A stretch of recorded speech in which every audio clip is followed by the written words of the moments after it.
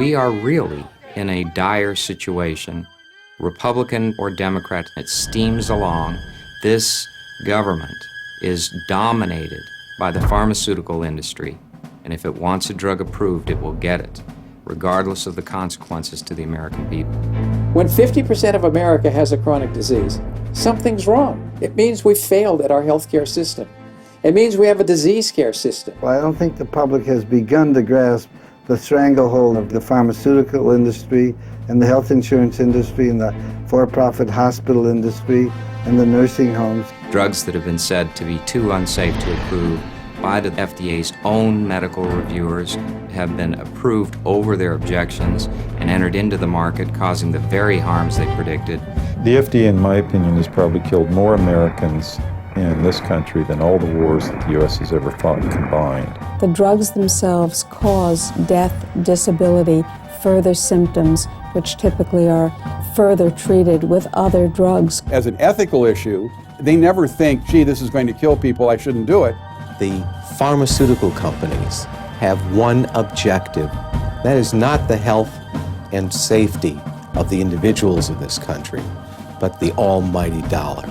The bottom line, making a buck. They're going to become chronically ill. They're going to become chronically depressed. That's the expected end. And that's why they will need to be on these drugs for life. We're not killing them quickly, but we're taking their lives away. The FDA approves unsafe medical devices, unsafe prescription drugs that harm Americans. And they spend any extra energy they have after approving drugs to go after natural product manufacturers to make sure that there is no competition to their client, the pharmaceutical industry. One of the oldest activities in the world is eliminating economic competitors. Food, clean, safe, natural food, and high-potency nutrients are the economic competitors to expensive, dangerous, patentable drugs. It's a war being fought in your body. We need to have a constitutional amendment. We need health freedom. We should have the right to choose the kind of care that we want. It's a corporate zeitgeist. It's much more profitable to fix things than to prevent things. It's much more profitable to chalk up hospital stays than to help people stay out of harm. Unfortunately, our Congress has not supported we the people. It's really looking at trying to support corporate America. We have to rethink our entire philosophical underpinnings. Actually, in a way, it means going back to the basic democratic principles that were set up when we started this experiment as a nation. We have a government at present that every member of which has sworn to uphold the Constitution.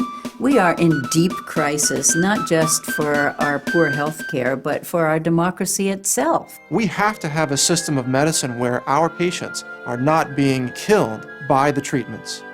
And unfortunately, today, they are being killed in such huge numbers that modern medicine, as practiced in America today, is a crime against humanity. How can you possibly, as a human being, be willing to sacrifice others' lives, particularly the lives of youth, in order to placate financial interests? We have a system of medicine that's broken, that by itself is killing at least 700,000 people a year. Some people are dying since they don't have health insurance, but what about the number of people who are dying because of the current system?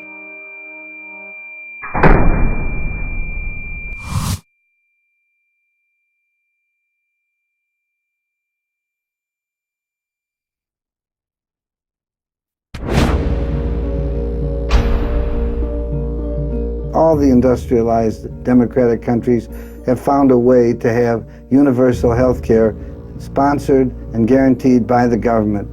$2.3 trillion, 1/6 of our whole gross domestic product, $7,200 for every person in this country, and twice as much as the next 3 countries in the world, Switzerland, France, Germany.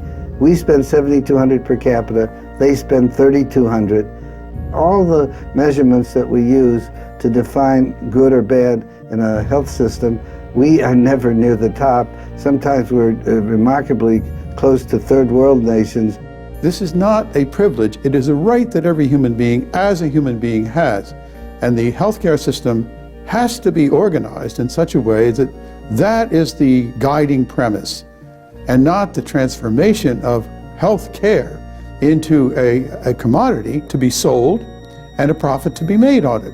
Like many people, I would love to see some form of universal health care that's focused on health and care, that's focused on real prevention.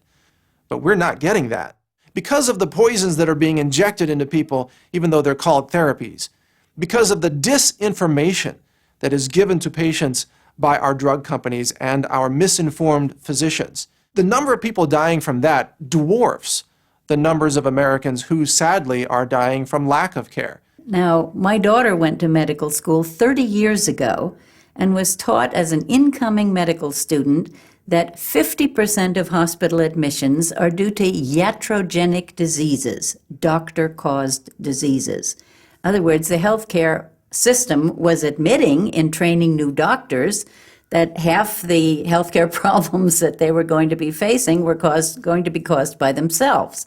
Our culture is replete with chronic disease.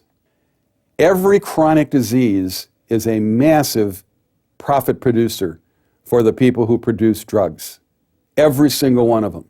These things exist not so much because they were allowed to exist as because they were created. So that you can call it ADD, you can call it obesity, whatever it is, when you have people who go from the age of, let's say, 15 to the age of 65 in a chronic depressed health situation, massive amounts of profit are made off each one of those individuals. About 100 years ago, things were really beginning to change in the United States. We were changing from an agrarian economy to an industrial economy. And these titans of industry really wanted to be able to control not only the United States, but the world financial system as a whole. When the Rockefellers took over the allopathic medicine, the Rockefellers were also in charge of the oil industry and the chemical industry, and they also made an alliance with a huge German concern called IG Farben, which was a big chemical industry in Germany. So there is an interplay between what was called the money power from the early part of the 20th century, who held board positions in many of these corporations. When the Rockefellers took over the medical schools, there were many types of medical education in the United States. There were homeopathic doctors and there were naturopathic doctors who were using natural medicines to heal, and they were having very good outcomes. Once the Rockefellers took over the system, they closed down those other schools and they only promoted the sale of their drugs, they promoted surgery, and they promoted radiation. Well, there's kind of sociological theory about paradigm shift, and it goes something like this. You have, let us say, the medical community, all the doctors in the United States. They are a community, and they have a kind of mythology which is supported by everybody believing the same thing. When you go to medical school, you're indoctrinated with this kind of religious dogma. So if the pharmaceutical industry profits by selling medicine, but the industry profits by selling more and more of them, then the industry pays doctors to prescribe them and so on. We see a mafia-like monster has afflicted this community. So the Hippocratic Oath, the ordinary altruism of people in a community is subverted by this capitalistic pressure. This is the problem with not only the medicine people, but in all spheres of science. There is real vested interest in keeping the imperfect science because too much has been invested. And large systems have developed. It's like this $2.7 trillion part of the economy that healthcare costs represent in this country. So this investment makes it the most difficult to change anything, especially to change the basic metaphysics. Because if we did that, then it would turn out that the emperor is largely naked, and we don't really need this expansive system. Medicine's invaluable. You'd never throw it away. I have the highest respect for the technologies, for the drugs when they're used appropriately, and for the doctors themselves to want to do the right thing. But that's not the whole story. That's only what you use when it's necessary. those fantastic microsurgeries that are done by robots, the heart transplants and kidney transplants, all those things that we're doing, they're magical. Why would you throw it away? It's just that it's not the first thing we should use. It's the last thing we should use. And if we come to our senses, we look at lifestyle as the medicine that has always been the medicine we should have, and certainly the medicine of the future, we're going to be a healthy country. Now, if I was in trouble and I needed allopathic care, I wouldn't hesitate to get it. But there are many paths to health care, and a comprehensive approach to health care must include integrative medicine, a complementary, alternative approach to medicine that would look at all the options. There are as many paths to help as there are individuals, but we just focus on one path in particular, and that is the allopathic practice. But practitioners will tell you that they're often limited in their means to treat many types of ailments. We clearly need health care, there's no question, but the health care that we need is more on the acute traumatic health care, where we have services that are and phenomenal surgeons and neurosurgeons and orthopedic surgeons that can address the traumas that result from being involved in accidents that cannot be altered by traditional lifestyle approaches. So if we live in a culture and in a context that is forever handing us fears and handing us diseases and pathologies that we need to worry about, we begin to incorporate those into our worldview and into our model of ourselves. Many illnesses that we see today have kind of been trumped up or exaggerated in ways that promote the pharmaceutical industry or promote various ways in which there's profit built in, rather than the kind of turning of the table and starting to look at social profit and social welfare.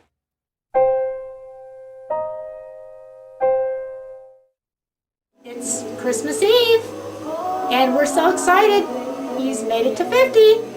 I hope you make it another 50, Dave. We love you. Meet David and Cheryl Knight. They live in Washington State, and for over a decade, Cheryl has been plagued by the side effects of prescription drugs. Right now, though, it's Christmas 2007. And Merry Christmas to everyone. The Knights are about to enter a Kafkian nightmare, one that will kill David's father and put Cheryl into a mental hospital, all due to prescription drugs. And as for me, this is the year of the myofascial pain lockup. Yes, I'm seeing my physical therapist 3 times a week. We've made some progress, but we're still working on trying to relax muscles. To bed. We will hear their story in this documentary. Our life has turned to absolute hell on wheels. Not gonna go through it. There's this evil force in this room. My wife was prescribed Klonopin and Ativan for chronic pain and muscle spasms. It's been about 8 months, and we are experiencing living hell. Doctors are not willing to help. The more I get on the internet, the more I read, the more nauseated I become. So we are trying to take her off here at home. She is, quotes, off the Klonopin at this point. Of course, whether she's still having withdrawals from that is anybody's guess. And we have tried to taper the Ativan about 1/4 of the dose. I'm going to document this event. I'm going to film her, and I'm going to show you what this is like to go through. If for some reason we as a family don't make it through, you'll know why.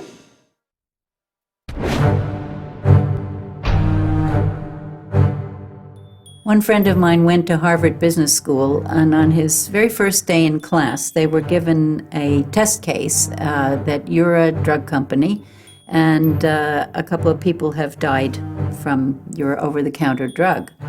What do? Do you recall the drug? Do you calculate the damages? What? And my friend, who didn't know yet how things operated in this school, immediately said, recall the product. And everybody laughed in the room, and the teacher said, have you calculated how many lives you can afford to lose before you need to recall? When someone dies by iatrogenic causes, it means that the healthcare system itself is actually the cause of the death. Too many people are being harmed by the products that the industry is putting forth. When a drug is put on the market, they call it a cost-benefit ratio. How much harm is it going to do against how much good it's going to do? But the question is, how many people do we have to harm in order to get the good? Pharmaceutical companies lobby Congress directly, they lobby decision makers and influence policy decisions. The pharmaceutical industry doesn't stop there. The pharmaceutical industry also, through direct-to-consumer advertising, creates a demand for their products with oftentimes misleading ads. When you get a delusion running, when society starts embracing a story that there are these chemical imbalances, and then they start saying, well, kids have them, teenagers have them, and they start believing that these drugs are fixing something wrong. Then the story, it just continues to get more and more out of control as financial forces try to keep on expanding the market for those drugs. So what do we end up with? We end up with people at major academic centers trying to tell us that 2-year-olds and 3-year-olds can be diagnosed, quote, with bipolar disorder and can benefit from being put on antipsychotic medications. And no other society's doing it. Everybody else thinks it's ludicrous. No one believes really it's going to end up well. We're killing the kids. We're not killing them quickly, but we're taking their lives away. And that's what we should admit we're doing, and we're doing it for capitalistic reasons. It's a capitalist story. It's a story about expanding the market for psychiatric drugs. One thing that a lot of parents don't want to admit is just what a nuisance kids are. It gets in the way of the life that they want to live and lead. And now, if you're from the working class and you're poor, both parents are having to work, and so and sometimes more than one job, each of these parents, and so it's very difficult to be able to do the job of raising the kids. And the pharmaceutical companies and the doctors have found a convenient way to prescribe pills so that these people can continue to work lousy jobs for little pay, where they're overworked. They don't get paid for overtime, et cetera, and don't worry about your kids because they're okay. They're properly medicated. They'll behave themselves.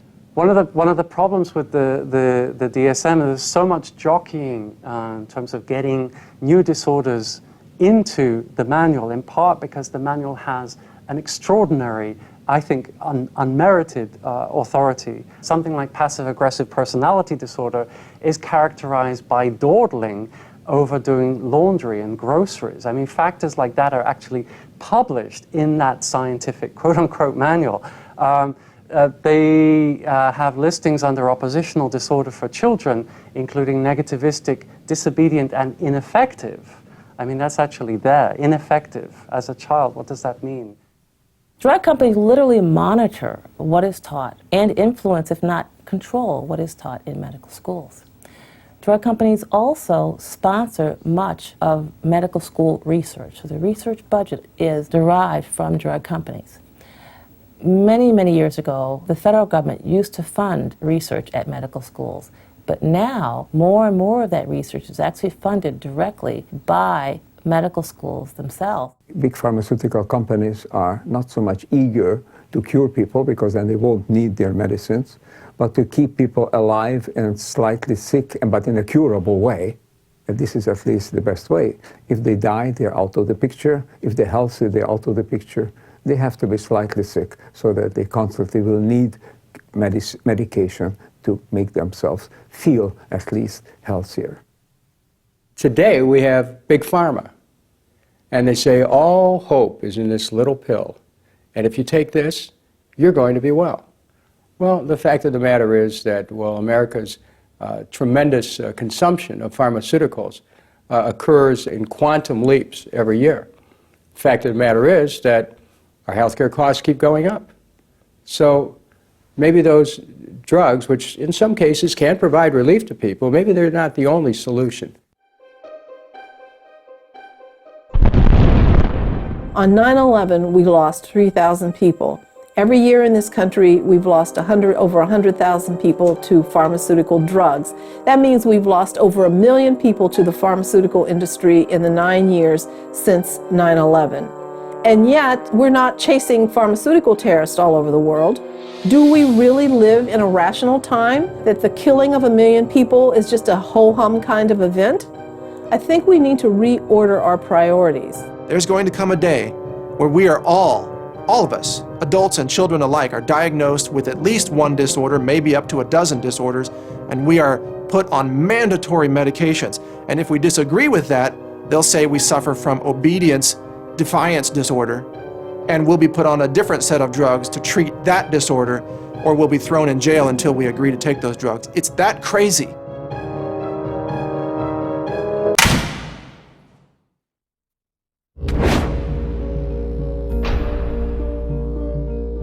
Another piece of the puzzle is the drug rep.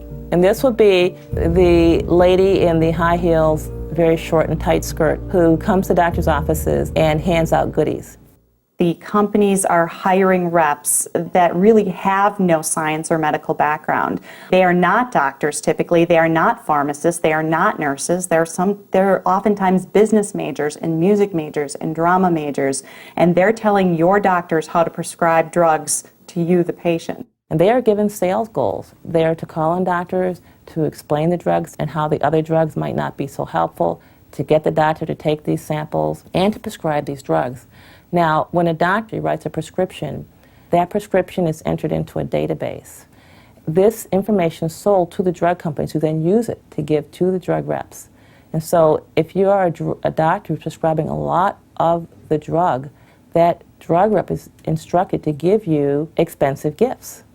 If your profile falls off, it's also the drug rep that is sent to your office to give you a dressing down. So then you have drug rep as disciplinarian. I was being told to minimize side effects, that I was disseminating misinformation and disinformation campaigns. I knew that I was not giving fair, balanced information to doctors, therefore doctors couldn't give fair, balanced information to their patients. So I started being disheartened while I was still in the industry about the industry itself, because I knew that the job that I was originally taxed to do, that wasn't what my job was anymore, that my job was a marketing job, that I was there to build the bottom line of the company, that I was there to grow market share and influence physicians' prescribing habits. While I was a pharmaceutical sales representative, when we were interacting with physicians, we were constantly trying to downplay side effects, minimize side effects, if those questions were raised by the physician. And we were trained to skillfully sidestep those questions and to not provide full disclosure about the potential devastating effects of certain medications. Many medications do not have severe long-term crippling side effects, but others do. And unfortunately and ironically, that's what happened to me. I've been suffering from disabling symptoms now for many years from an antibiotic called Levaquin, which is a fluoroquinolone antibiotic that has a black box warning associated with its use. And despite that warning, it's still being prescribed indiscriminately and without warning to patients. And many people are losing their jobs, they're losing their homes, family, because of the devastating and crippling side effects of Levaquin and Cipro and other fluoroquinolone antibiotics. And I think it's criminal that these drugs are still being prescribed as a first line of treatment for minor infections. Levaquin and Cipro and other fluoroquinolone antibiotics should be reserved for serious and life-threatening infections. I was very grateful that I had the experience and knowledge that I did about the psychiatric drugs that I had sold, because I identified these were drug reactions. So I knew that as my mental state was deteriorating, that it wasn't me, that I wasn't crazy. You know, this was mediated by the drugs that I had taken. And so I just kept clinging to the fact that I had to have a washout, that I had to detoxify the body from the drug. And so I begged my husband and I begged several of my closest friends to not put me in a mental institution, because I had, visited them in my career, and I knew that once that I got behind those closed doors of that mental institution, that they could do anything they wanted to, including electroshock therapy. So I knew that my recovery depended on the detoxification of my body, and I knew that if I got into the hospital, a detoxification would not be offered to me. I would be pumped full of any kind of drug that they needed in order to, keep me quiet or to restrain me. So it actually took me a period of 12 years to completely detoxify my body and to get back to some semblance of normalcy to where I felt like I was before I had the adverse event. The other thing that happens with drug reps is that they present data to the doctor that may not be entirely truthful. And This was seen with OxyContin, the pain drug, where drug reps told doctors, these are not addictive. This is different. This is not your run-of-the-mill narcotic. This is the one narcotic known to man that your patient will not get addicted to. And it literally touched off an OxyContin epidemic throughout the United States. Our drug is clearly the most efficaciousest. Vivex offers your patients unsurpassed clinical efficacy. Proven efficacy. This is absolutely the most efficacious drug your patients can use.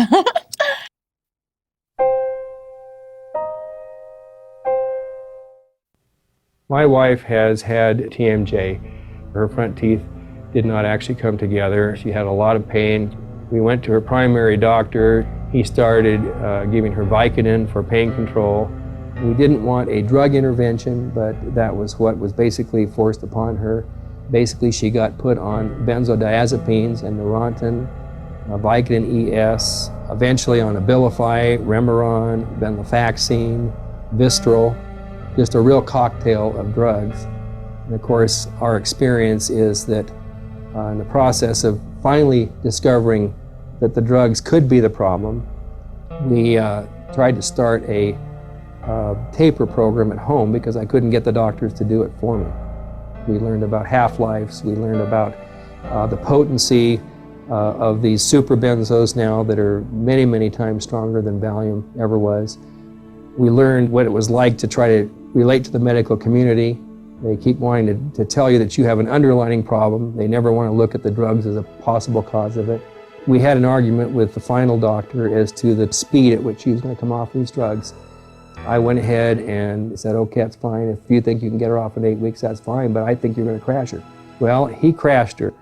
She probably was 24 hours from dying. We took her to the hospital, and she was whisked off to a psych ward. At that point, they just introduced all kinds of psychotropic drugs, neuroleptics, antipsychotics, antidepressants. They wanted to do electroconvulsive shock therapy, and we absolutely refused. They moved her to the state mental hospital, and I followed her in the camper, and I was by her side for 3 months, and I made sure she saw me every single day, sometimes several times a day, so she wouldn't be afraid. And I just watched this horrible deterioration process. I went in and talked to the doctors. I said, you need to give her a drug holiday.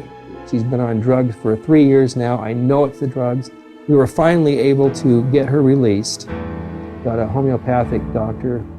We finally got her off of drugs completely a year ago, so now today we're about 13 months off the drugs. We're seeing the stock market recovery. It's up and down, and you can think you're making progress 1 week, the next week, you know, she's back into pins.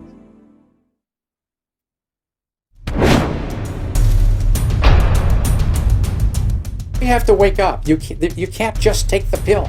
You can't take that purple pill, you know, that Prilosec or that other acid-blocking drug, and go eat the whole pizza and think it's okay.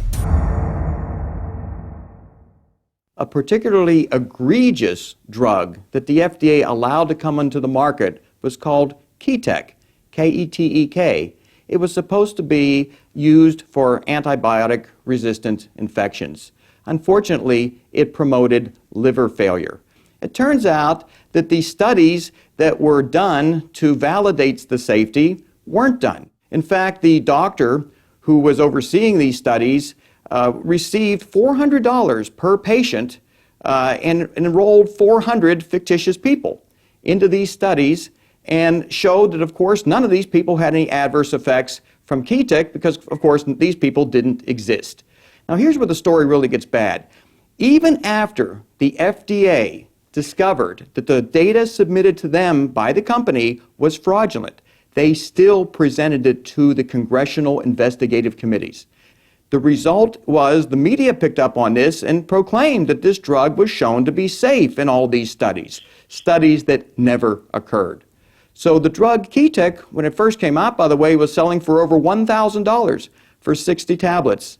And it's now come down to $285. The company's reduced the price. The FDA allows that drug to stay on the market. Bayer has known for years that its drug Triazole had all kinds of complications involving kidney shutdown. And Bayer did a study with 67,000 patients. Bayer failed to give their own internal data to the FDA. And before that, Bayer manufactured a blood product called Factor IX. That drug was contaminated with HIV, and an entire generation of hemophiliacs will die of AIDS and HIV. They went to Skid Row to buy blood to use for the manufacture of this product.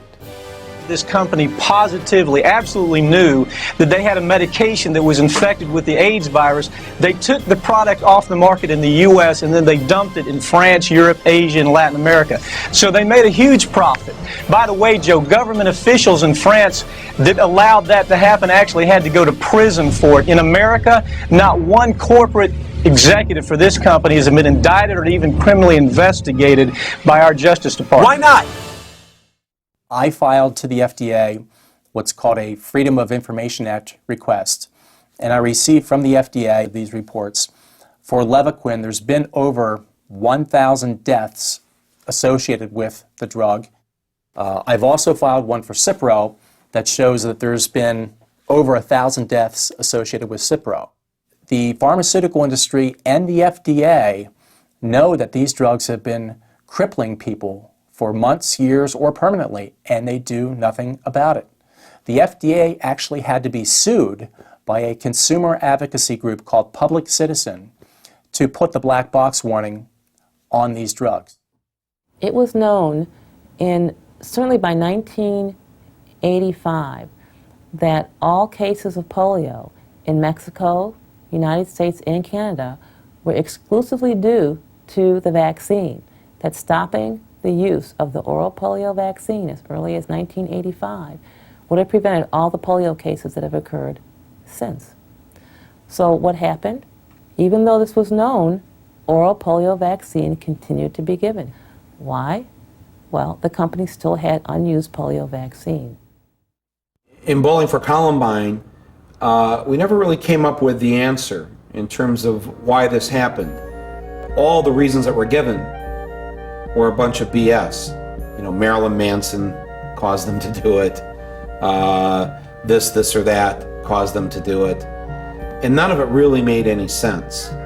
That's why I believe there should be an investigation in terms of what pharmaceuticals, prescribed pharmaceuticals, these kids were on.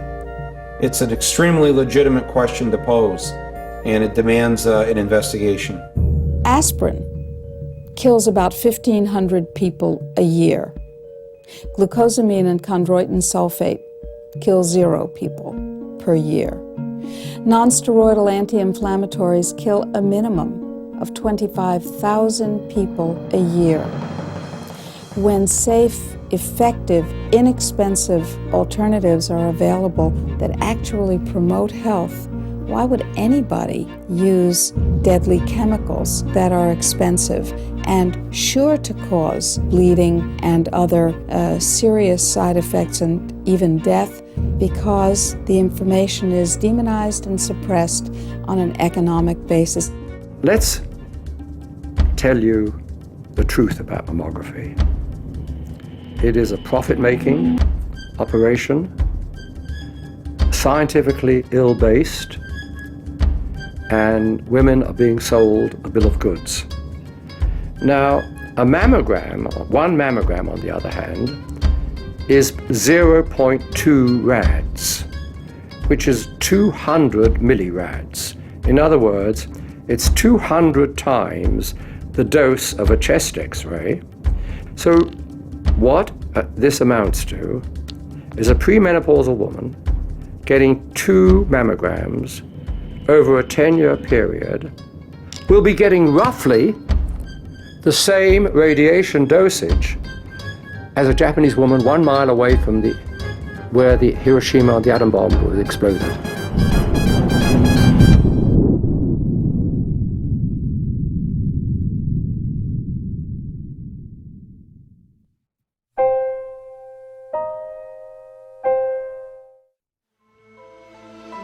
This is so painful. It just seems like there's no end to the withdrawals, hardly any break.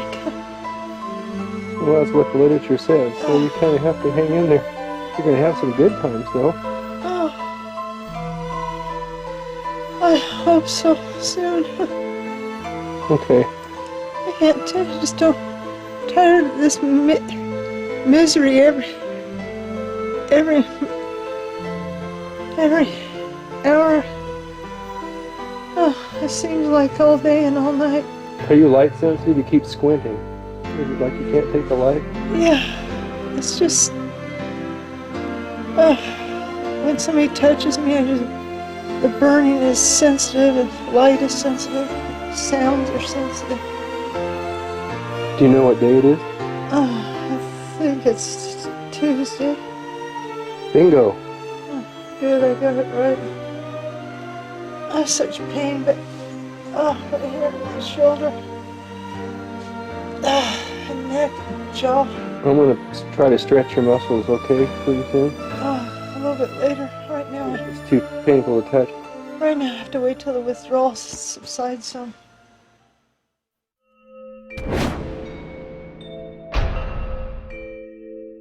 Over $1 billion in the last decade has been spent lobbying the Congress of the United States by the pharmaceutical industry. That money has gone to Republicans and Democrats alike. People can still end up with insurance policies that leave them with huge deductibles and huge co-pays. They end up either deterred from going and seeking appropriate treatment at an early time when they can really manage it at a more cost-effective way, or save their own lives. It really is a troubling way to handle the system. Why did we do that? Essentially because the health insurance industry is so powerful at the level of lobbying in the United States. There are so many lobbyists, up to 4 lobbyists for each member of Congress related to the health care industry in this country. It's big money, and that big money talks. Every now and then, with a thud of a body, is some outspoken, angry family that says, hey, you know what? I think the drugs killed him. I think he died from therapy. So what happens when a person runs to their political leader and says, hey, I think my loved one has been harmed and this has got to stop? Well, lobbyist has already been there. And the lobbyist, as amazing as the gifts the doctor might seem, politicians get even bigger ones. Many of us Americans underestimated the enormous power of the corporate lobby on health care. It was a double whammy of barriers to change because you have giant health insurance companies that make an enormous amount of money out of the privatized, dysfunctional, expensive system that they benefit from. And you have pharmaceutical companies, also very big contributors to political campaigns, also with a vested interest against change. Why it is that every attempt on the part of political leadership to get something better going in healthcare, even funding children to get health care and things like that, and it's always turned down, is because we have an extraordinarily powerful lobby system in Washington.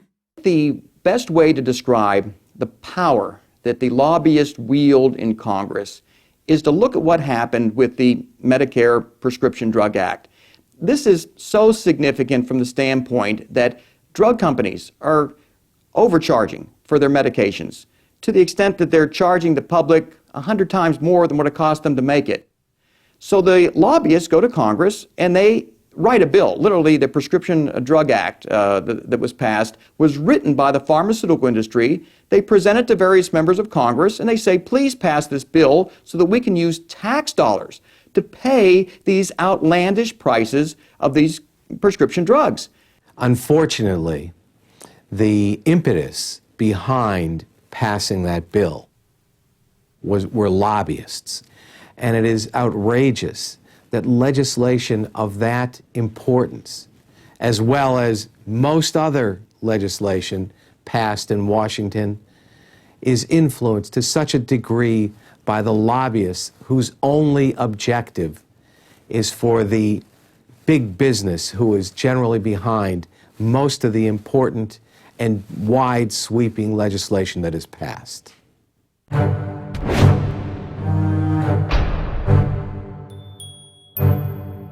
It used to be the case that many of our Washington politicians came out of the legal profession, and I'm sure people have noticed that nowadays they seem to come out of businesses. And that's no accident. So today, if you want to know who's in control of the system, you have to look at who are the people at the top of the pharmaceutical industry. You'll have to look at the people who who come in and out of the federal government. For example, who becomes chairman of the CDC, who becomes chairman of the Department of Health and Human Services. Where do they get these people from?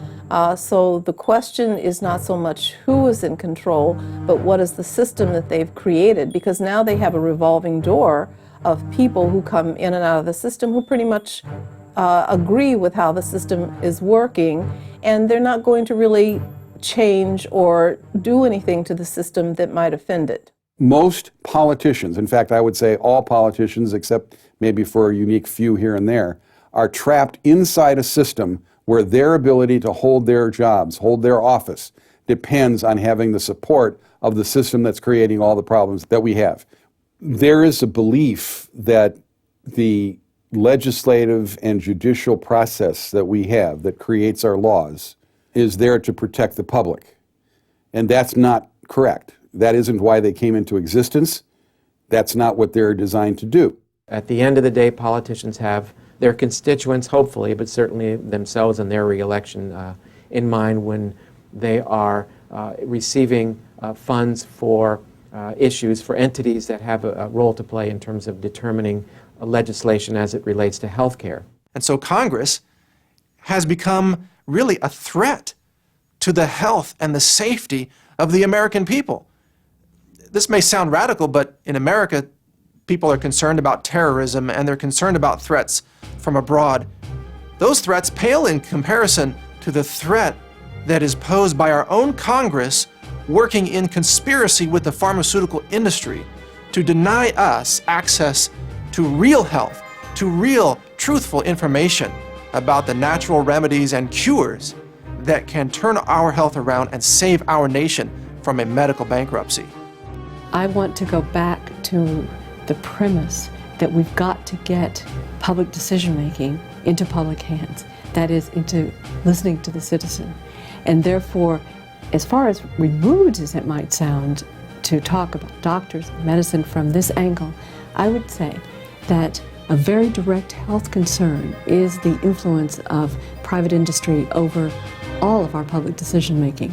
And there is a way to remove that through elections that are funded publicly by citizens, not by corporations.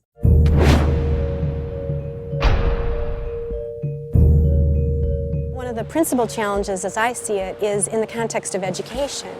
The educational system for health professionals has been so mechanistic, so deterministic, so reductionistic, that we've lost sight of the integrity of the whole. We find that economics plays an enormously large and distorting role in everything from the very subjects that are taught and researched in medical schools, the treatments that physicians are encouraged to use with their individual patients, all the way through to the social, political scale, where we find that drug companies are able to make enormous contributions to influence healthcare systems. Drug companies literally monitor what is taught and influence, if not control, what is taught in medical schools. Drug companies also sponsor much of medical school research. So the research budget, a lot of it is derived from drug companies. The federal government used to fund research at medical schools, but now more and more of that research is actually funded directly by medical schools themselves, and this has definite repercussions. We know that Big Pharma spends $60 billion a year on medical research, and we know that the National Institutes of Health only spends $25 billion, and they have a close relationship with one another, which is why you're seeing research being directed towards technology and towards drugs. You're not seeing it directed towards the natural things that don't cost much, that don't provide much profit. So we have a huge conflict of interest there.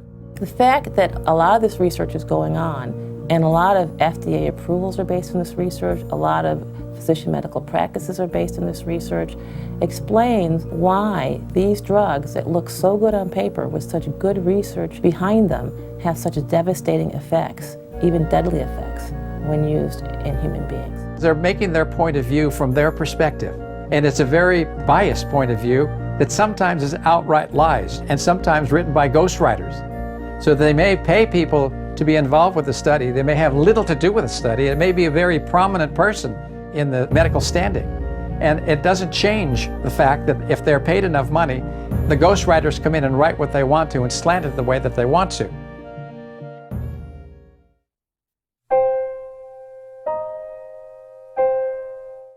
You know, we're a year off the drugs. I can go to bed, right? This is what I've noticed. A dementia, just a really bad cognitive decline. It's loud and it's ugly and it doesn't make sense.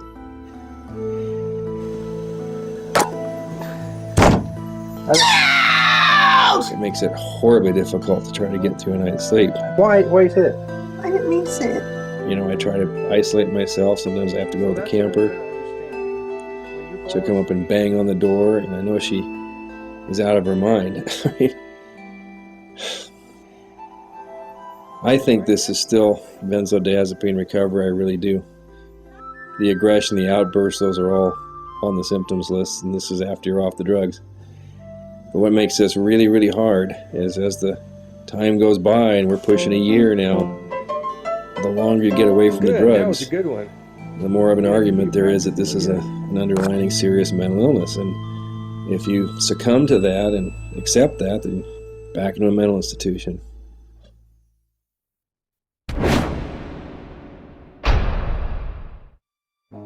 Another piece of the puzzle is the federal agencies, and that would be the CDC, the FDA, Public Health Service. The FDA is a Food and Drug Administration, and many citizens believe that the Food and Drug Administration's major reason for existence was to keep our food and drugs safe. There is absolutely no question who the FDA works for. They represent the interests of the drug companies, and they viciously attack anyone who presents a challenge to that. If a company has a natural product backed by good scientific knowledge, the FDA will attack them. And the better your product works, the more aggressively you'll be attacked. You will be threatened with being arrested and thrown in jail. You'll have your products confiscated, your company shut down. The owners of these companies are so terrified that they won't speak out publicly about what's happening. Behind closed doors, they are being forced to sign consent decrees, where you must agree to admit that you're committing crimes, even though you've never committed a crime. You've only told the truth about an herb or a nutrient or even a dried fruit like cherries. You've told the truth about it, and you have been targeted by the FDA as a criminal. Now at 10, just one day after a raid on his farm, a local man goes back to selling raw milk.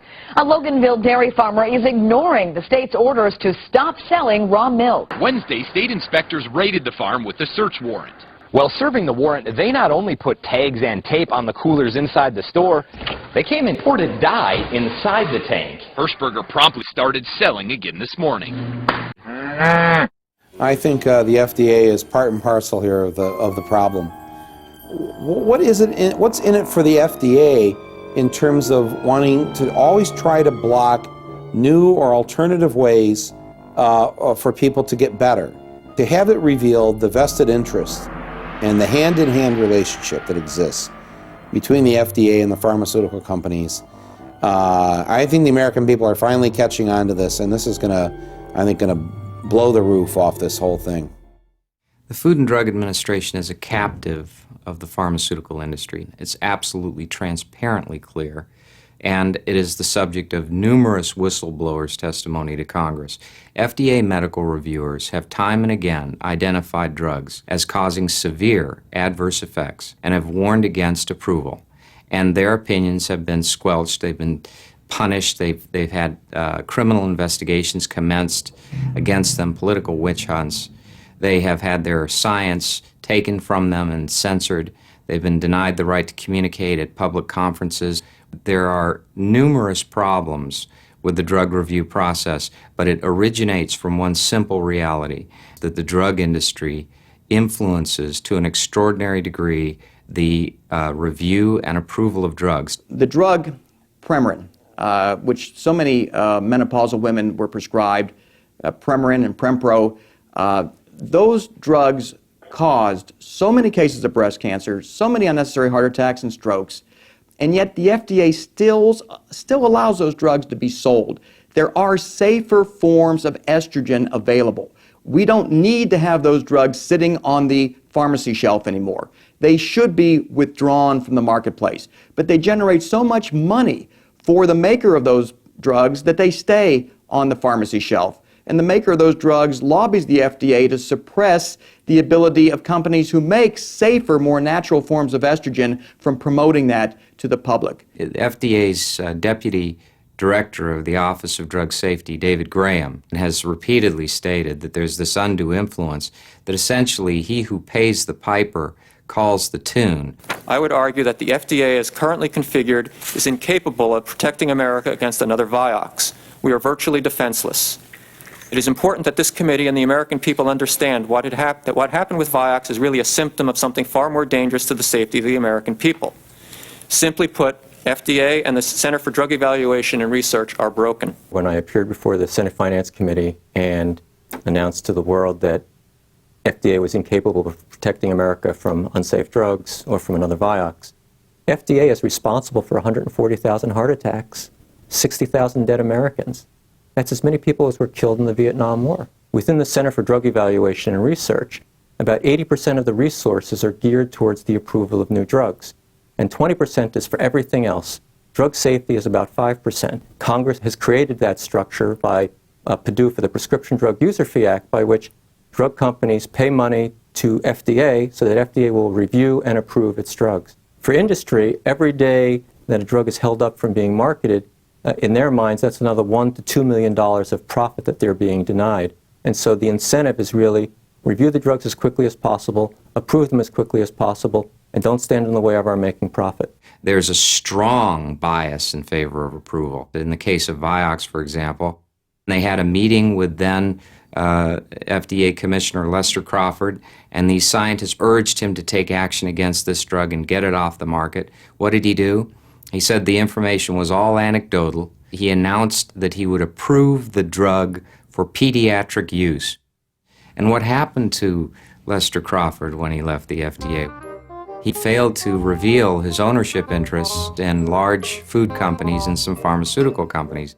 This was discovered, there were investigations that took place, and so he came up on federal charges, and he resigned as commissioner of the FDA. He was going to be prosecuted, and he struck a deal and avoided a prison term. And then what happened to him? Well, he went to work for a lobbying firm in Washington that is one of the lobbying firms for Merck, the company that made Vioxx, and he makes an extremely handsome salary. Here is a person who was responsible for decisions that imperiled the lives and indeed actually cost the lives of human beings. And he is not penalized for this. He's not subject to any criminal prosecution for what he did. Instead, he's rewarded handsomely.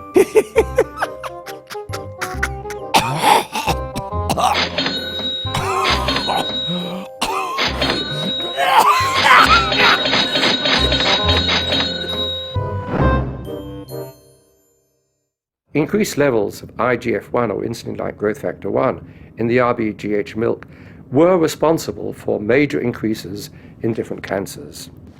Now, this information I supplied to FDA Commissioner von Eschenbach in 2007. He ignored it. Together with other leading national experts, I supplied this information to Margaret Hamburg, Commissioner of the FDA, and she ignored it. So here we have Margaret Hamburg, FDA Commissioner, being told that RBGH milk will increase risks of breast, colon, and prostate cancers and not doing anything about it. Isn't this enough to dismiss her from her job immediately? And yet, she's still in her office. So we're dealing with a commissioner, FDA commissioners, which in this regard and in other regards which I could document, have shown themselves to be recklessly irresponsible.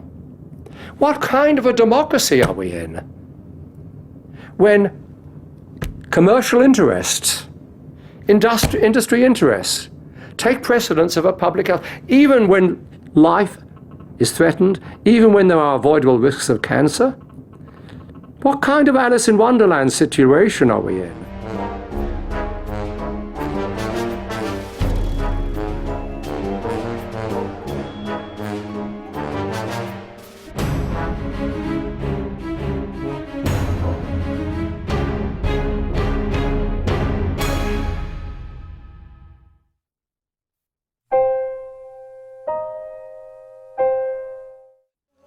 Boy, the food is scrumptious. My father, he was an amazing man. He was an artist, had a wonderful singing voice, played the violin, was an outdoorsman. He and I were the best of friends. After the house fire that killed my mom, we brought him up here. So we got him up here to Washington, and I said to my wife, I said, you know, he hasn't had a checkup in a long time. We need to take him down and get a good doctor and say, have a good workup, make sure he's doing all right. Oh, man, I regret that in so many ways. But we went down, they did a full blood panel and everything else, and lo and behold, they says, you know, he's got pre-diabetes. Not full-blown diabetes, just kind of borderline, but I'm an aggressive doctor, and I like to treat things, you know, before they get out of hand. So we want to put him on metformin, and it wasn't too long before he started having really difficult time breathing. We thought he was going to congestive heart failure, and so we had to get a cardiologist, and they took a look at it and said, well, he's having heart problems and he has atrial fibrillation. I didn't know what the metformin did. Now, since then, I realized that metformin can cause those very same symptoms. So they put him on a protocol which included blood thinners and warfarin, and he was on a package of things, including Digitech.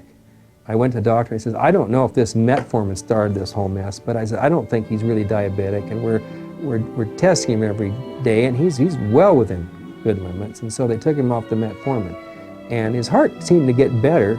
We come down to 2008. That's when they recalled Digitech, and of course I became alarmed. I said, boy, if they're double dosing him, no wonder he doesn't have any energy, no wonder his heart was slow, it bradycardia, he was having all kinds of problems. And so I talked to the doctor, and I says, should we just come off this? I mean, they recalled it, and she says, she was just really, she goes, well, I wouldn't worry about it. She says, I think we'll discontinue it, but I don't think there'll be any problems with it. Of course, it was only a month or two after that he died of a fatal arrhythmia.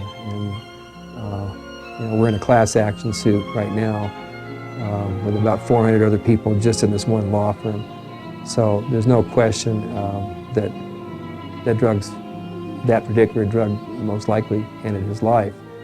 I've gotten his lab reports, and it said digoxin toxicity, and we were never told by the doctors.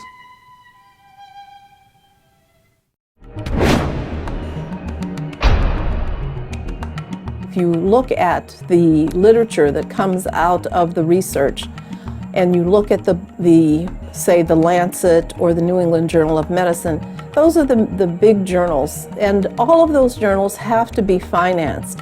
And how do they get financed? They get financed by the drug companies. So the drug companies basically are very involved in financing medical research. And the problem with that is this: they're not disinterested parties.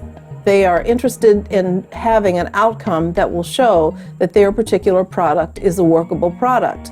And this, of course, has led to disastrous consequences, which we know because it has been widely reported that over 100,000 people every year are killed by one of these pharmaceutical products. Now, if you look at any of these journals, it doesn't matter which, you will see incredible ads from the drug companies. When you see an ad from the drug company, look at the article that follows it, and notice the article actually pertains to that particular drug. You'll also see that the researchers who did the article, more likely than not, have listed in their disclosure that they received funding, a grant if you will, from the maker of the drug advertised on the prior page.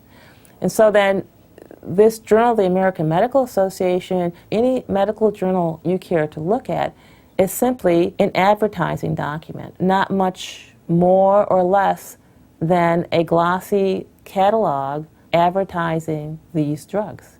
When the editor of the New England Journal of Medicine came out and indicated that there needs to be much more oversight in terms of who's publishing the article and where does the support come from.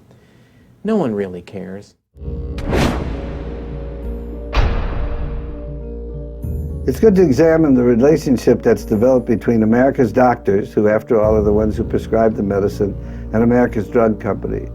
And it is a dangerous, corrupt evolution. Today, drug companies spend literally tens of millions of dollars to influence physician choices.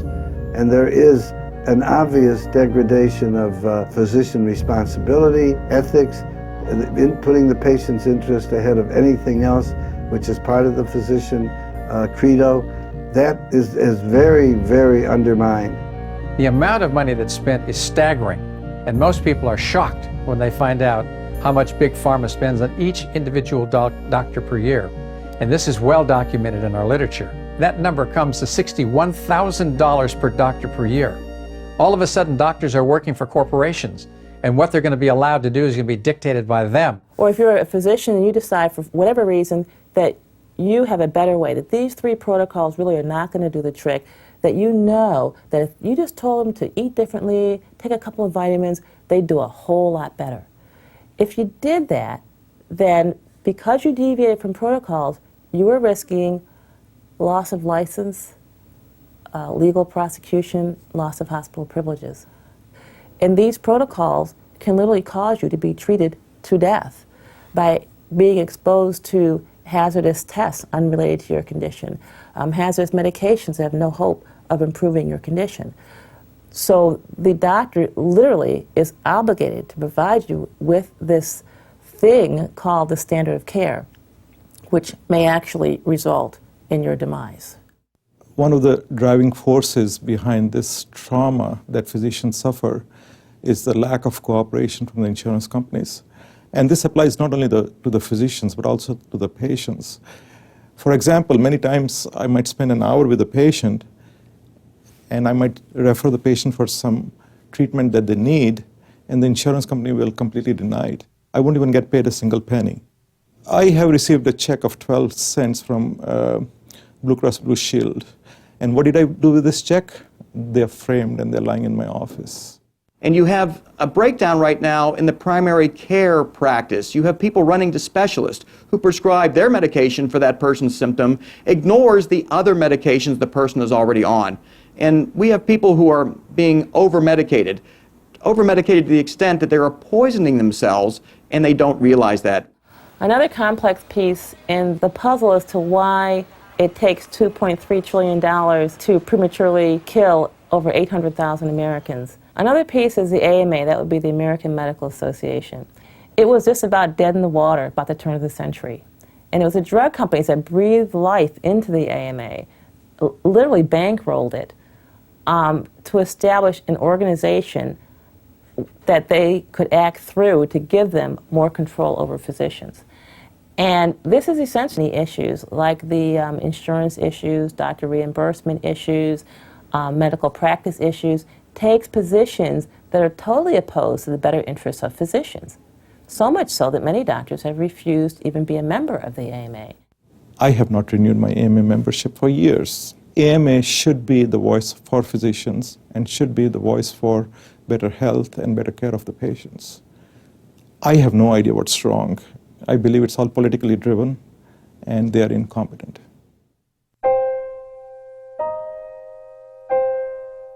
It's me, damn, I can't function. It's not you, it's the damn drugs. It's the drugs. It's me, I can't function. No. You know, this is hell. This is torment every day. Someone's suffering every day. You're not mentally ill.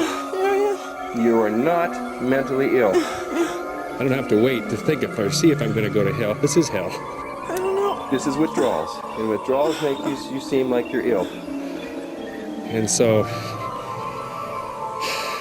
going to sleep doesn't sound all that bad, does it? Don't say that to a health professional. I'm not going to take it. I can't. Why do people commit suicide? Yeah, I can see why they can commit suicide.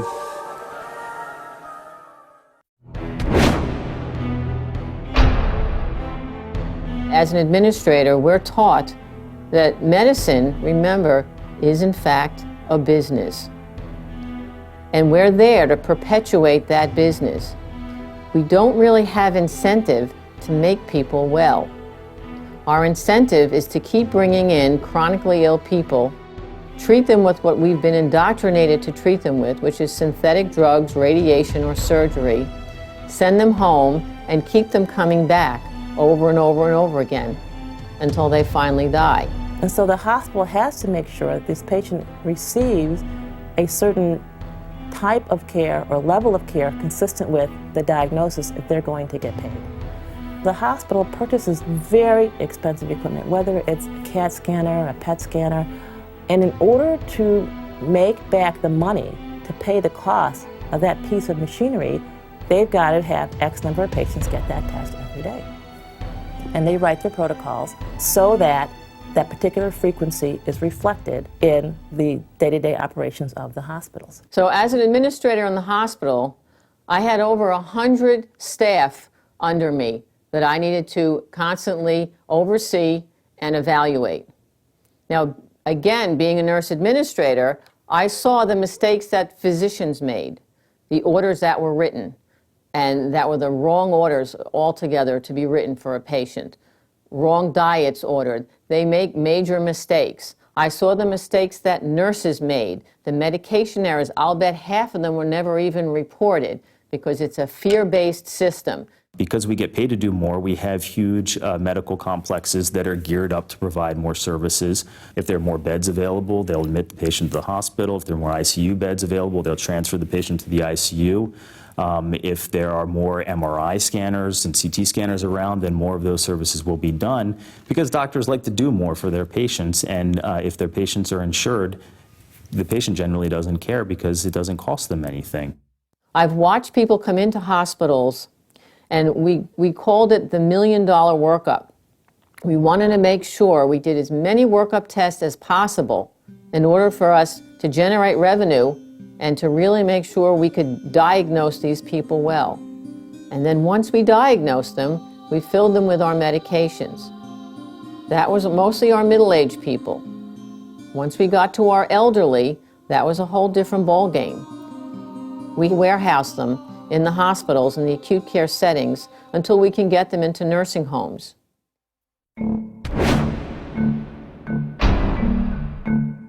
So the question remains, with all these resources, why are we doing so badly? And the answer, it seems to me, is strikingly clear. We cling to a private insurance system which has a 30 to 32% overhead.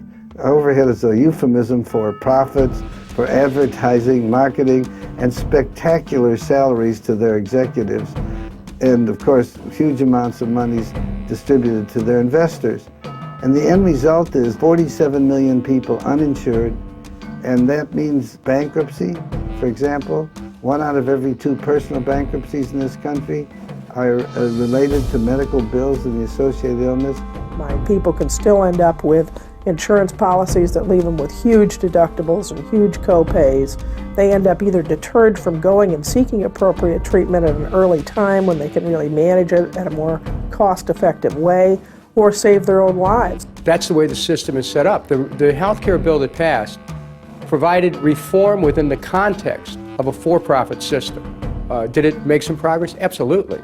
I mean, when you tell insurance companies, look, you have to cover young people on their parents' policies up to age 26. You're going to have to cover people if they have pre-existing conditions.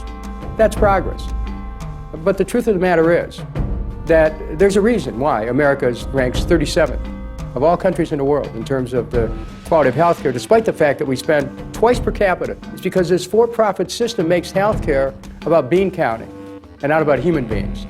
We made a step in a direction of reforming the for-profit system. But the truth is, we need to set that system aside someday and have health care as a basic right, not a privilege based on ability to pay.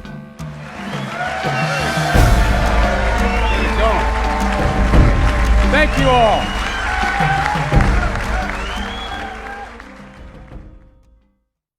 There's just no question that there are injustices, that many people who are underinsured or non-insured are not receiving the type of care that they need. But the problem with the proposed solution, not the proposed, the solution that's passed and is now part of the United States law, is that it perpetuates the same craziness and nonsense that has been going on for decades in the United States, which is actually accelerating and catalyzing the degenerative diseases in this country, because the focus is on really using drugs as symptomatic treatment for diseases rather than addressing the underlying cause of diseases. Let's look at who's making money in medicine. Third-party payers are making about 30% of the healthcare dollar. The moving the money around, essentially, is very expensive. This is honestly why I'm a believer in the British health system, where there's actually a public health system and a private health system. It gives people choice. It gives clinicians choice as to where they want to work. Is it perfect? No. Is it better than where we are? I think so. As far as I know, HMOs are private entities that contract out with Medicare. Basically, they are brokers. If Medicare gives $100 per patient to a particular HMO for care of that patient for the whole year, you would expect at least 90 cents of that money would go to patient care. But I don't see that happening. For an HMO, it is in their interest to hold on to that money because that goes into their pockets. I know health insurance companies and have had a lot of sway, and they have a gazillion lobbyists right now doing everything they can to sway things in their direction in Washington. I don't like the idea of a corporation deciding how many sessions I should have or how I should be working with any given patient.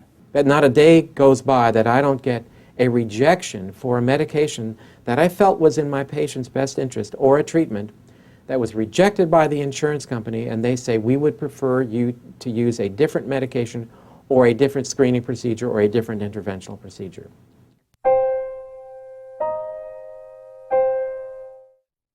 I loved what I did for a period of time because I was very good at it and I made a great living doing it. But once that I lost my niece and I really went into the literature and started looking at the clinical data, that's when I got compassionate. That's when I got pissed off, because I knew that the manufacturers knew that the drug that my niece committed suicide on was 8 to 10 times more likely to cause suicidal ideation than placebo in clinical trials. Megan's problems started when she was involved in a car accident. She was literally smashed between two vehicles as she was standing at the driver's side window talking to a friend. She was a base cheerleader. She had a tremendous amount of strength, physical strength, and after the car accident she had difficulty participating in any of the things that she had participated in prior to the accident. And she got depressed. She had been put on several different medications for pain and depression.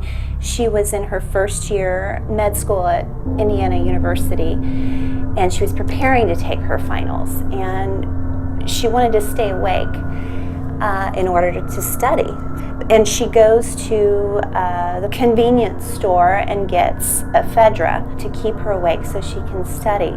I was in Texas and she was in Indiana, and I get a phone call from her saying, "Mom, something's wrong. I can't go take my finals because I can't, I'm hallucinating. Everything is black, white, and red, and people are flying in the sky." And I said, "Okay, I'll be there. As soon as I can get a plane, I'll be there."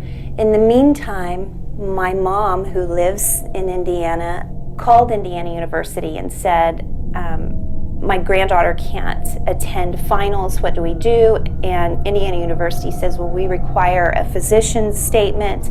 You'll have to take her to the hospital or the doctor in order for her to be able to take her finals. And so my mom took Megan to the emergency room. The physicians at the emergency room convinced Megan to admit herself to the psych ward, and that's where they kept her for a week. I got to the hospital, and for 3 solid days, They refused to let me see the doctor. My daughter's in the psych ward. She's 18 years old, and of course I'm pleading with them, I need to talk to the doctor. I need to know what's going on. I was treated horribly. They were holding her against her will and drugging her with psychiatric drugs, which I now know was so much more lucrative for the hospital than had they left her in the emergency room, which would have resulted in just an overnight stay, because she truly was having a drug reaction. Megan was very astute, and she said, "Mom, it's the drugs that they put me on that's causing this." Unfortunately, we didn't know that all we had to do was to give written notice that she wanted to be released, and that's all she needed to do. And we were begging for them to let her go because we knew that her mental condition was declining. It wasn't getting better, and it was causing really bizarre behavior that we'd never seen before. I was able to finally talk to the doctor on the last day. He said, "Your daughter's bipolar, and she'll need to be on these psych drugs for the rest of her life."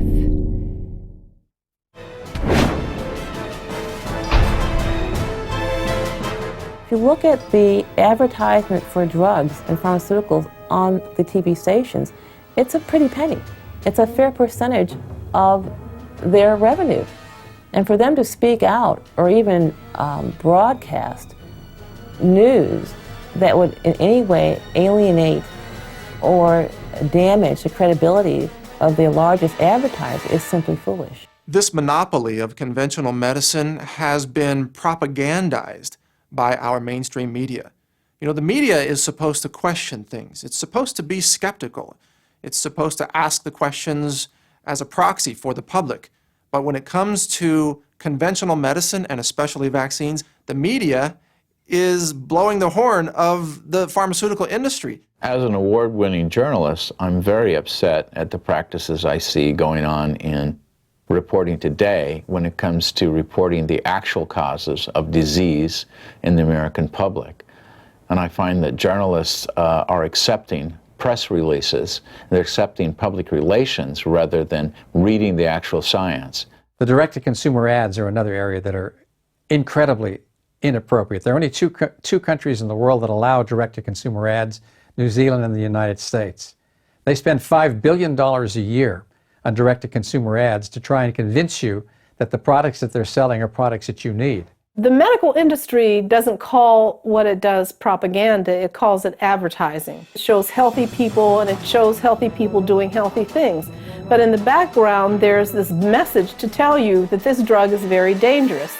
Your teeth may fall out, your bones may crack, and you may develop cancer. However, this drug is going to be really good for what we're telling you. So the American people have to take their risk, because now the pharmaceutical industry can absolve themselves because they can say, well, you knew the risk, but you took the drug anyway. And the connection between our human anxieties and this pseudo-solution, which is the product that you're supposed to buy, which will solve that for you, is the big lie. And it's told over and over and over again. It's one of the principal things that has gotten us into this mess.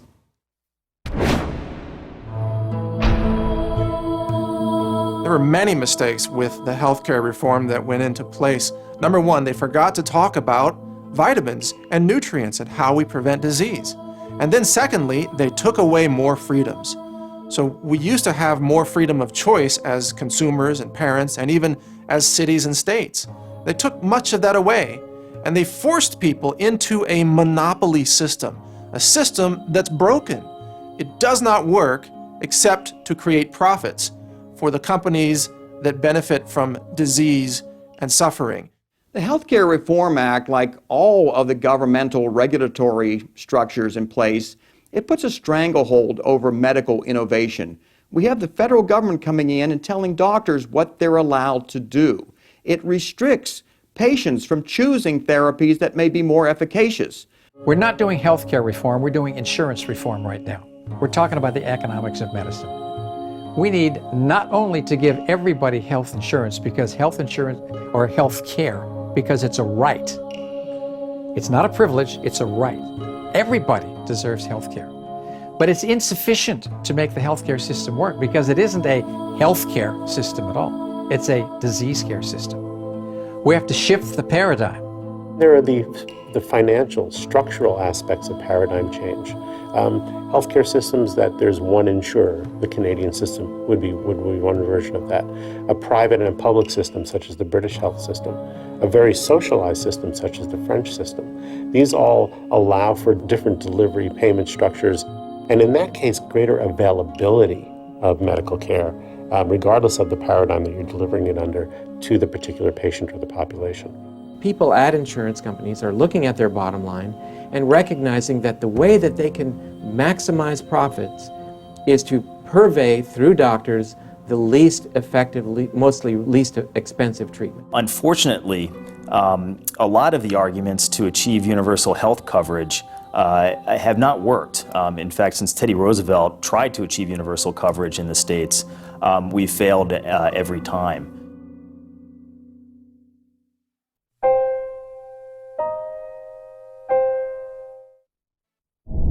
What happened the day Meg committed suicide was Meg had taken her shoestrings and tried to hang herself from the ceiling fan. And the ceiling fan came down on top of her head.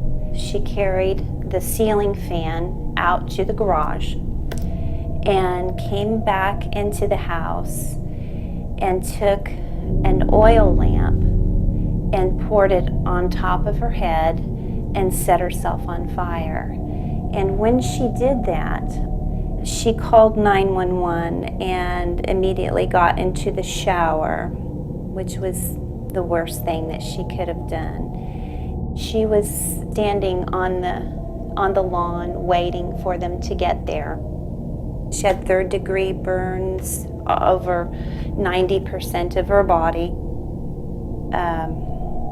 She had to be cremated.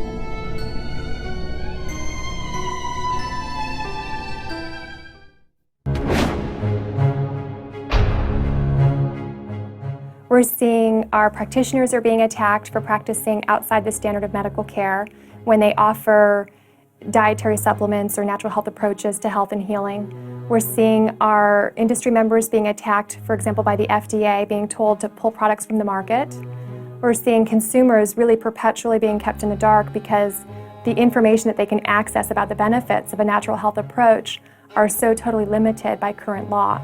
So much of what's been going on is kept under wraps because practitioners are forced to sign consent decrees behind closed doors. The FDA will threaten and coerce them.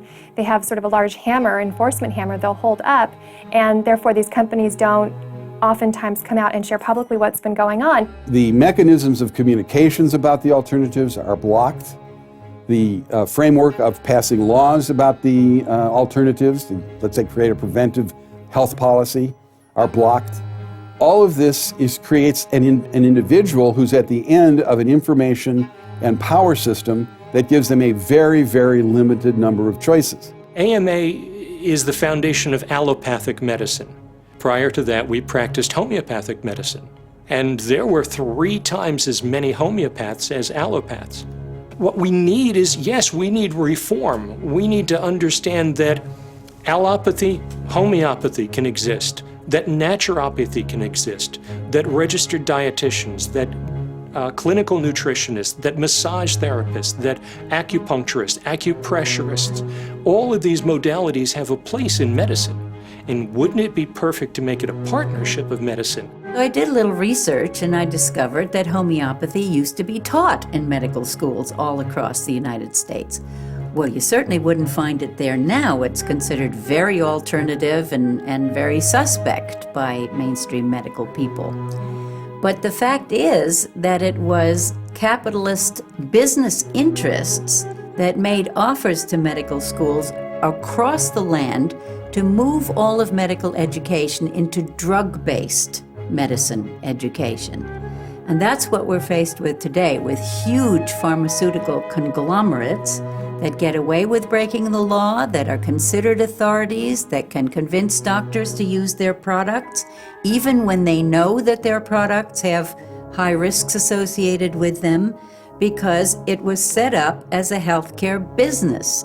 You are being dictated to. You must choose chemotherapy. You can't choose an alternative system of healing. You can't even choose to let your own body heal itself. You have to choose their system, or if you're a parent and you have a child with cancer, for example, you could be arrested. You could have your child taken from you by Child Protective Services simply because you do not believe in the system of toxic chemicals that conventional medicine uses to treat cancer today.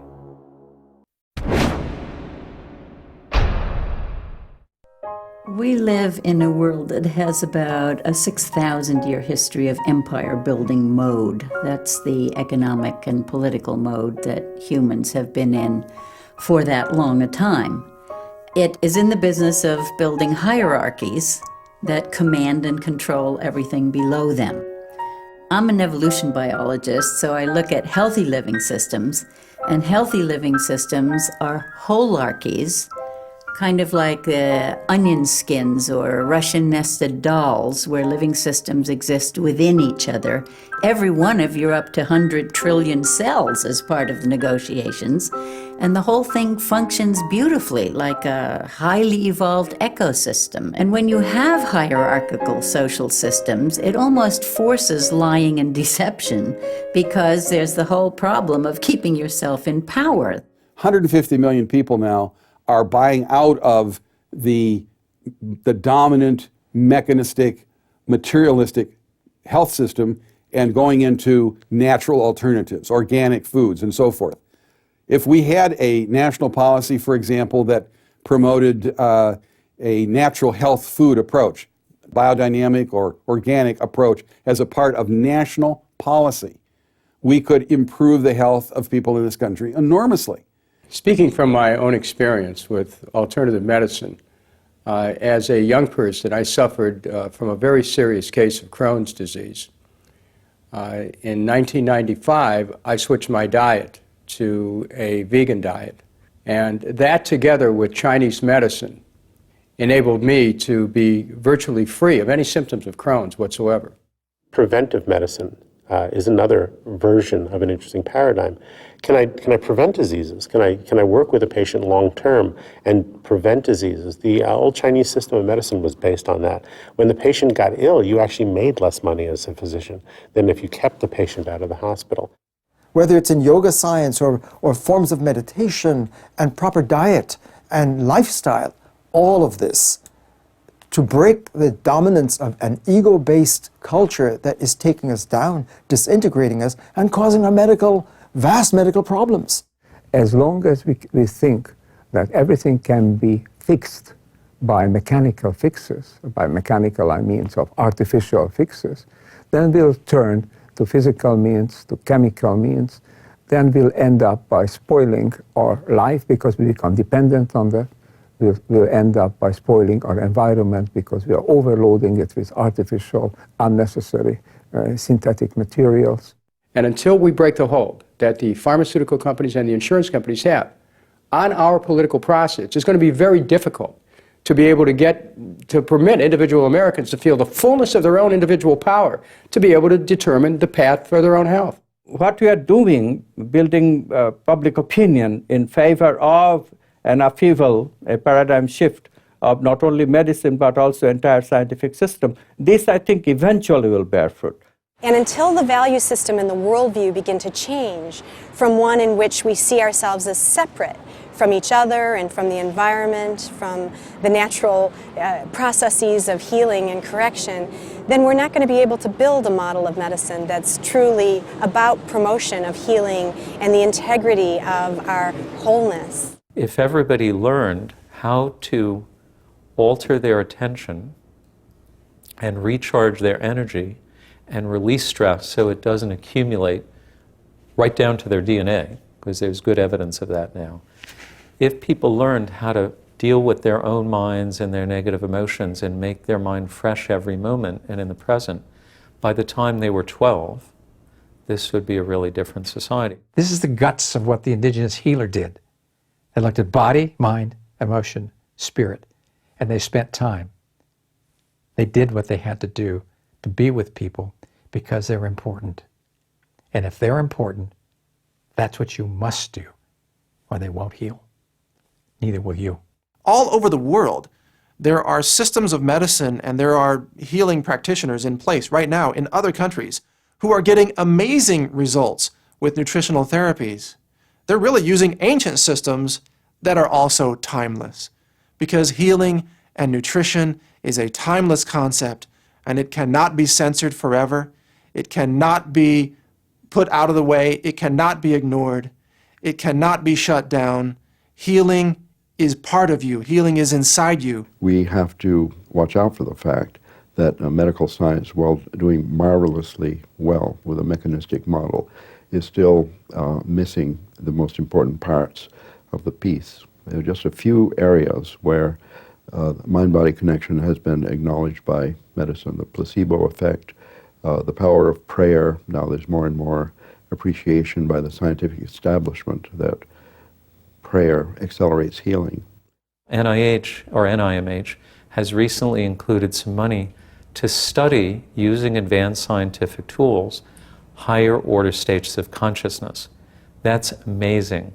We now understand through science the interrelationships of the mind and the body and the role of thoughts and feelings in our cellular life.